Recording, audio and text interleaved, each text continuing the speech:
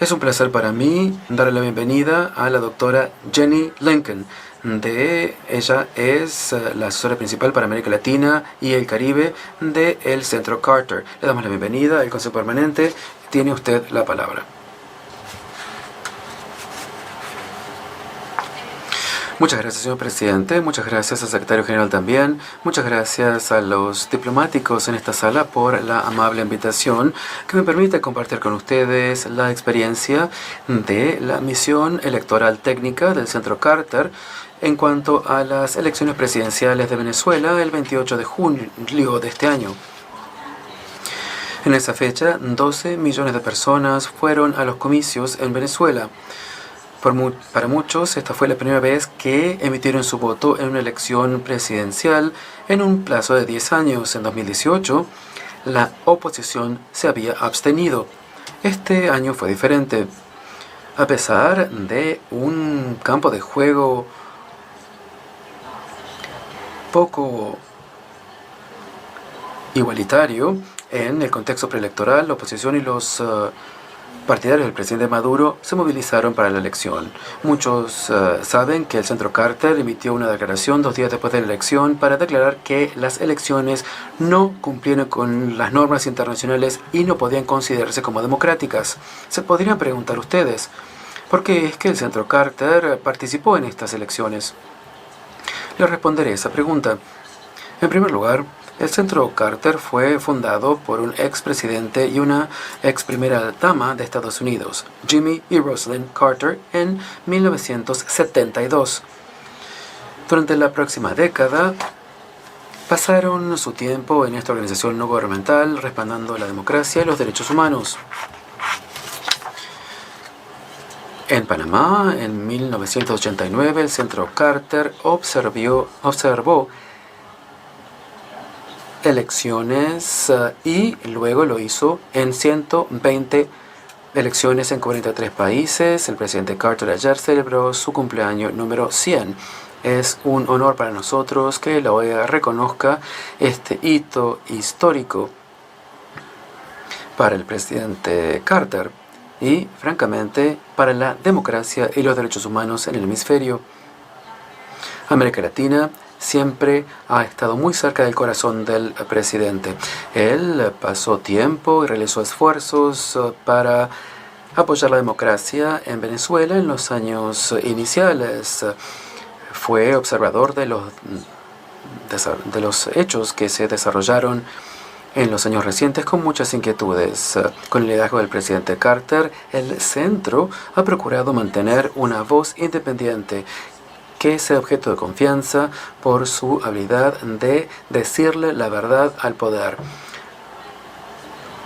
Cuando se firmó el Acuerdo de Barbados entre el gobierno de Venezuela y la oposición en octubre de 2023, que disponía que Naciones Unidas, la Unión Europea y el Centro Carter serían invitados por el Consejo Nacional Electoral para observar las elecciones venideras, preveíamos que se nos brindase una invitación. La invitación no vino sino hasta marzo de este año para elecciones que se iban a desarrollar 4 meses después. Al final de mayo, la invitación a la Unión Europea fue rescindida. Para el Centro Carter fue una decisión difícil la de proceder, sabiendo que seríamos la única voz observadora independiente. Hubo 2 elementos que guiaron nuestra decisión. Primero, el gobierno y la oposición nos habían dado la bienvenida. Segundo, negociamos un memorando de entendimiento con el gobierno que garantizaba 3 elementos clave. Primero, el acceso total al proceso electoral y a sus participantes, a todos ellos.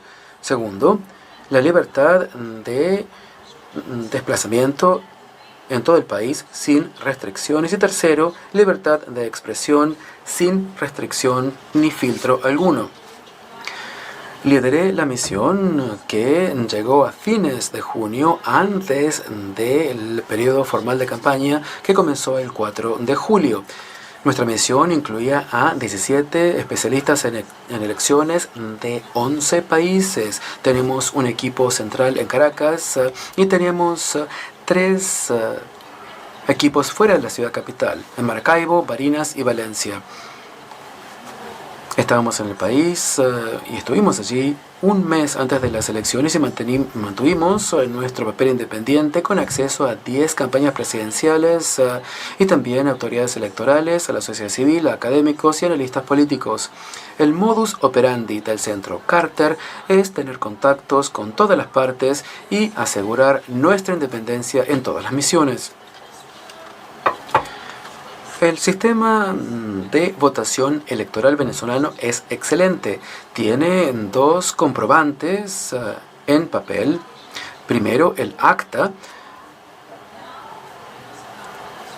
Y ahora con las noticias de Venezuela, básicamente se sabe lo que es el acta, que es el formulario en donde se hace el recuento de votos, que brinda un resumen de la mesa electoral, es decir, el lugar en donde se realizan los comicios, y segundo, un ticket que recibe el votante para confirmar su voto. Este punto es muy importante. Las actas son documentos públicos que se envían al CNE. Las copias de ellas se imprimen inmediatamente en la mesa, es decir, la estación de votación, y se le brinda a todos los testigos electorales de todos los partidos políticos representados y a los observadores y a los ciudadanos que después participan en la observación ciudadana. Todos los partidos políticos también pueden calcular los totales de los votos basándose en las actas que recaban de las 30.000 mesas. Estas actas son elementos clave. Acabo de recibir los originales que se me envió por correo internacional. Se los voy a mostrar después de esta sesión para que ustedes los vean. Se trata de actas originales de Venezuela que tienen un código QR que es significativo y que le permiten a los testigos de miles y miles de mesas recabar información de manera sistemática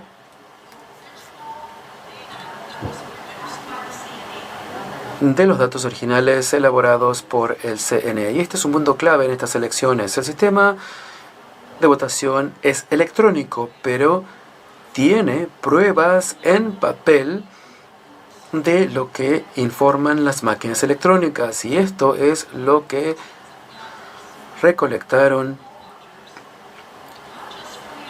miles y miles de testigos, no solamente de la oposición, sino también del partido gubernamental, el partido del gobierno, que también cuenta con la misma información. El día de las elecciones, el CNE brindó solamente un informe de la elección después de la medianoche para anunciar que Nicolás Maduro había ganado las elecciones con el 51% y Edmundo González había recibido el 44% de los votos. Las actas originales, es decir, estas que tengo aquí, se recolectaron y se analizaron. La oposición lo hizo y también lo hicieron observadores independientes, que Edmundo González había ganado la votación en un 67% y Nicolás Maduro había logrado un 31%, es decir, más de un 2-1.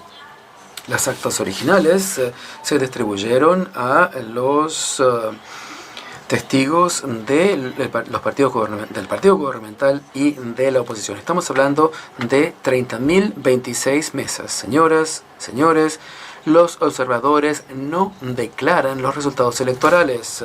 Ellos tampoco deciden las elecciones. Esa responsabilidad la tienen las autoridades electorales.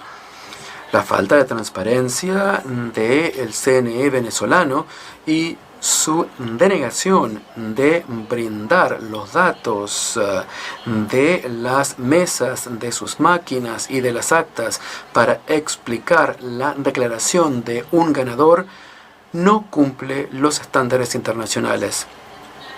Los observadores internacionales y nacionales que tenían acceso a los datos primarios, es decir, las actas de Venezuela, deberían poder confirmar los informes de las autoridades electorales. Ese no fue el caso de Venezuela. El Centro Carter, dentro de poco, va a elaborar un informe detallado.